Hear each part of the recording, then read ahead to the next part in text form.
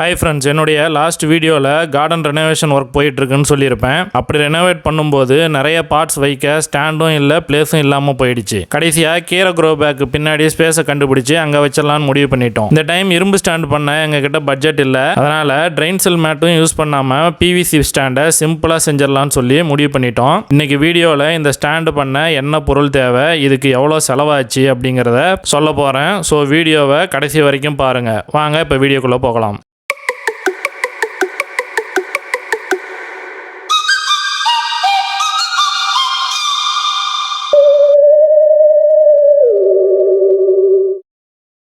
நாங்கள் இந்த type PVC ஸ்டாண்டை சூஸ் பண்ண காரணம், நாங்கள் இதில் 10 இன்ச்சு பிளாஸ்டிக் பார்ட் மட்டும்தான் வைக்க போகிறோம். அது மட்டும் இல்லாமல் ட்ரெயின் செல் மேட் யூஸ் பண்ணுற காஸ்ட்டையும் கட் பண்ணியிருக்கோம். இந்த ஸ்டாண்டை 3+3+3+ ஜாயின்ஸு அண்டு கனெக்டரோடு சேர்த்து 10 ஃபீட்டுக்கு செஞ்சுருக்கோம். ஹைட்டை பொறுத்த வரைக்கும் 20 இன்ச்சு பிளான் பண்ணியிருக்கோம். ஹைட் ஏன் 20 இன்ச்சுன்னு பார்த்தீங்கன்னா, இதை கீரை க்ரோ பேக் ஸ்டாண்டுக்கு பேக் சைடில் வைக்கிறதுனால 20 இன்ச்சு பிளான் பண்ணியிருக்கோம். இந்த ஸ்டாண்டு செய்ய தேவையான பொருட்கள்னு பார்த்தீங்கன்னா, 1 inch T connector 12 number, 1 inch L connector 4 number, 1 inch full length PVC pipe 2 number. இதெல்லாம் ஒட்டுறதுக்கு பிவிசி சால்வெண்ட்டும் தேவை. ஃபுல் லென்த் பிவிசி பைப்பை நமக்கு தேவையான சைஸில் கட் பண்ணிக்கலாம். அதாவது 20 இன்ச்சில் 8 நம்பரு, 36 இன்ச்சில் 6 நம்பரு, 3 இன்ச்சில் 12 நம்பர்.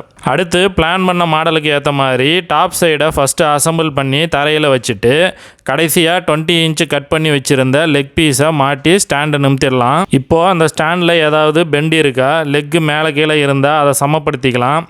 கனெக்டர்லாம் சரியாக இருக்கான்னு பார்த்துக்கலாம். இந்த செக்கிங் ப்ராசஸ் எல்லாமே பேஸ்ட் யூஸ் பண்ணுறதுக்கு முன்னாடி செஞ்சுக்கணும். அப்போ தான் நம்மளால் அட்ஜஸ்ட் பண்ண முடியும். நம்ம எதிர்பார்த்த மாதிரி ஸ்டாண்டு வந்துருச்சுன்னா செக் பண்ணி முடிச்சுட்டு மார்க்கர் யூஸ் பண்ணி அங்கங்கே லைன்ஸ் ட்ரா பண்ணிக்கலாம். இந்த லைன்ஸ் ட்ரா பண்ணுறது மூலியமாக பைப்போட பொசிஷன் நமக்கு தெரியும். இந்த மாதிரி ட்ரா பண்ணிக்கும் போது பேஸ்ட் போட்டு ஒட்டும் போது கரெக்டான பொசிஷனில் வரும். ஸ்டாண்டும் நம்ம எதிர்பார்த்த மாதிரி நீட்டாகவும் ரொம்ப ஈஸியாகவும் சிம்பிளாகவும் செஞ்சு முடிச்சிடலாம். மார்க்கிங் எல்லாம் போட்டதுக்கப்புறம் பார்ட்ஸ் எல்லாத்தையும் தனித்தனியாக கலட்டி தரையில் சேம் பொசிஷனில் வச்சிடலாம். இப்போ பிவிசி சால்வெண்ட் எடுத்து ஒவ்வொரு ஜாயிண்ட்டாக அப்ளை பண்ணி நம்ம மார்க் பண்ண அந்த கோட்டுக்கு நேராக வர மாதிரி எல்லா ஜாயிண்ட்ஸை பைப்பு எல்லாத்தையும் பொசிஷனில் வச்சு டைட் பண்ணிடலாம். சப்போஸ் டைட் பண்ண கஷ்டமாக இருந்தால் இந்த மாதிரி உட்டன் கட்டையை வச்சு நம்ம அடித்து டைட் பண்ணிக்கலாம். இந்த மெத்தடை யூஸ் பண்ணியே ஸ்டாண்டு ஃபுல்லாக டாப் போர்ஷனை நம்ம கம்ப்ளீட்டாக செஞ்சு முடிச்சிடலாம். கடைசியாக ஸ்டாண்டினுடைய லெக்கும் ஃபிக்ஸ் பண்ணிடலாம். லெக்கு ஃபிக்ஸ் பண்ணுற கேப்பில் ஒரு இன்ஃபர்மேஷன் சொல்லிடுறேன். நீங்கள் இந்த பிவிசி பைப்பை ஓட்டுறதுக்கு சால்வெண்ட் வாங்கும்போது இந்த மாதிரி ஸ்பாஞ்சு உள்ளதாக பார்த்து வாங்கிக்கோங்க. அப்போ தான் நம்ம கையில் படாமல் அங்கேயும் ஒழுகாமல் ஈஸியாக ஒட்ட முடியும். இன்னொரு இன்ஃபர்மேஷன் பார்த்தீங்கன்னா, நார்மலாக பிவிசி பைப் செய்யும்போது லெக்கு எவ்வளோக்கு எவ்வளோ ஷார்ட்டாக வைக்கிறீங்களோ அந்த அளவுக்கு அது ஸ்ட்ராங்காக இருக்கும். அதாவது வெயிட்டை ஜாஸ்தியாக தாங்கும். நீங்கள் லெக்கு ரொம்ப பெருசாக வைக்கும்போது அதிகமான லோடு தாங்கிறது கொஞ்சம் கஷ்டமாக இருக்கும். அதனால தான் நான் என்ன சொல்கிறேன்னா, பிவிசி நார்மல் பைப் நீங்கள் வாங்கும்போது திக்னஸ் எப்பயுமே ஜாஸ்தியாக உள்ளதாக பார்த்து வாங்குங்க. கடைக்காரங்க கிட்ட கேட்டிங்கனாலே ஸ்பெஷல் பிவிசி பைப்புன்னு சொன்னாலே அவங்க திக்னஸ் ஜாஸ்தியாக உள்ளதாக தருவாங்க.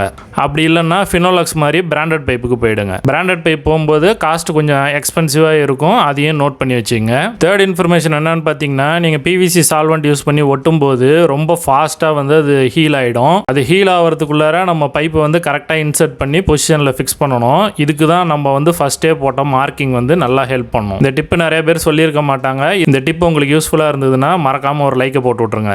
இப்போ நம்ம பிளான் பண்ண ஸ்டாண்டு கம்ப்ளீட் ஆகிடுச்சு. ஸ்டாண்டில் பார்ட் அரேஞ்ச் பண்ணதுக்கப்புறம் லுக்கு எப்படி இருக்குன்னு கமெண்ட்டில் நீங்களே சொல்லுங்கள். நான் பிளான் பண்ணது 10 ஃபீட் ஸ்டாண்டு. அதில் 7 பார்ட் தான் வச்சுருக்கேன். ஏன்னா செடியோட க்ரோத்து ஸ்பேஸ் அதிகமாக இருந்தால் தான் நல்லா இருக்கும். அது காய்கறி செடியாக இருந்தாலும் சரி, பூச்செடியாக இருந்தாலும் சரி. இந்த ஸ்டாண்டு செய்கிறதுக்கு எனக்கு எவ்வளோ எக்ஸ்பென்ஸ் ஆனிச்சு அப்படிங்கிறத பார்த்துடலாம். டி கனெக்டர் மொத்தமாக 12 யூஸ் பண்ணியிருக்கோம். ஒரு கனெக்டர் 18 ரூபாய்க்கு வாங்கியிருக்கோம். டோட்டலாக 216 ரூபாய் செலவாயிருக்கு. எல் கனெக்டர் 4 யூஸ் பண்ணியிருக்கோம். இது 15 ரூபாய்க்கு வாங்கியிருக்கோம் ஒரு கனெக்டர். ஸோ டோட்டலாக 60 ரூபாய் செலவாயிருக்கு. பிவிசி பைப் 2 லென்த் யூஸ் பண்ணியிருக்கோம். ஒரு லென்த் 170 ரூபா கொடுத்து வாங்கியிருக்கோம். டோட்டலாக 340 ரூபா. இந்த பைப்பெல்லாம் ஒட்டுறதுக்கு நான் யூஸ் பண்ண சால்வெண்ட் 50 ரூபாய்க்கு வாங்கியிருந்தேன். இந்த பைப்பெல்லாம் நாங்கள் கடையிலேயே கட் பண்ணி வாங்கிட்டு வந்ததுனால ஆக்ஸா ஃப்ரேம் எங்களுக்கு தேவைப்படல. அதனால் அந்த ஆக்ஸா ஃப்ரேமோட செலவு இதை இன்க்ளூட் பண்ணலை. இந்த ஸ்டாண்டு செய்ய கம்ப்ளீட்டாக எனக்கு ஆன செலவு பார்த்தீங்கன்னா 666 ரூபாய் இருக்குது. இந்த ஸ்டாண்டு கம்ப்ளீட் பண்ணதுக்கப்புறம் நான் வாங்கின பைப்பில் ஒரு 5 ஃபீட் பக்கமாக எனக்கு பேலன்ஸ் இருந்தது. அந்த பேலன்ஸ் பைப்பையும் நான் வேறு ஒரு ஸ்டாண்டுக்கு யூஸ் பண்ணிட்டேன். இதே நான் மெட்டல் ஸ்டாண்டாக பண்ணியிருந்தேன்னா கிட்டத்தட்ட 2500 ரூபாய் இருக்கும். இதில் இன்னொரு விஷயம் என்னன்னு பார்த்தீங்கன்னா, நாங்கள் பாட்டுக்கு ஏற்றபடி ஸ்டாண்டு பிளான் பண்ணதுனால ட்ரெயின் செல் செலவு எங்களுக்கு மிச்சம் மிச்சமாயிடுச்சு. இந்த ஸ்டாண்டுக்கு ட்ரெயின் செல் வாங்கி போட்டிருந்தா 360 ரூபாய் ஆயிருக்கும். இப்போ அந்த 360 ரூபாய் நமக்கு மிச்சம். சப்போஸ் எனக்கு வந்து அந்த பாட் வந்து ரொம்ப ஷேக் ஆகுது, எனக்கு சப்போர்ட் வேணும்னு நீங்கள் பிளான் பண்ணீங்கன்னா நார்மலான பாத்திர கடையில் போயிட்டு பிளாஸ்டிக் ட்ரே 15 ரூபாய்க்கு கிடைக்கும், அதை வாங்கி யூஸ் பண்ணலாம். அப்படி இல்லைன்னா நர்சரியிலேயே வந்து இந்த பாட்டுக்கு கீழே வைக்கிற பிளேட்டுன்னு தனியாக விற்பாங்க, அது ஒரு 15லேருந்து 18 ருபீஸு கிடைக்கும். இந்த மாதிரி யூஸ் பண்ணும்போது அடிஷ்னலாக ஒரு 100-110 ரூபாய் நம்மளுக்கு எக்ஸ்ட்ரா ஆகும். அவ்வளோதான். திரும்பவும் சொல்கிறேன், PVC pipe normal pipe use பண்ணுறதுனால பிவிசி பைப் வாங்கும்போது திக்னஸ் ஜாஸ்தியாக உள்ளதாக கேட்டு வாங்கிக்கோங்க. உங்ககிட்ட பட்ஜெட் ஜாஸ்தியாக இருக்குது அப்படின்னா பிவிசிக்கு பதிலாக நீங்கள் யூபிவிசி பைப்பும் போகலாம், இல்லை சிபிவிசி பைப்பும் போகலாம். அது எல்லாமே உங்களுடைய பட்ஜெட் பொறுத்து தான். நான் சீப்பாக முடிக்கணும், அதே சமயத்தில் ஸ்டடியாக ஒரு ஸ்டாண்ட் பண்ணணும்னு நினச்சேன். அதனால் 666க்கு நான் இந்த ஸ்டாண்டை முடிச்சிட்டேன். ஸ்டாண்டை செஞ்சு கிட்டத்தட்ட 15 to 20 டேஸ் ஆக போது. ஸ்டாண்டு நல்லாவே இருக்குது, வெயிட்டும் நல்லாவே தாங்குது. ஓகே ஃப்ரெண்ட்ஸ், இந்த வீடியோ கண்டிப்பாக உங்களுக்கு பயனுள்ளதாக இருக்கும்னு நம்புகிறேன். இந்த வீடியோ பிடிச்சிருந்தா லைக் பண்ணுங்கள், உங்கள் ஃப்ரெண்ட்ஸுக்கும் ஷேர் பண்ணுங்கள். மறக்காமல் சேனலை சப்ஸ்கிரைப் பண்ணி கூட இருக்க பெல் ஐக்கானையும் ப்ரெஸ் பண்ணிக்கங்க. தேங்க்ஸ் ஃபார் வாட்சிங்.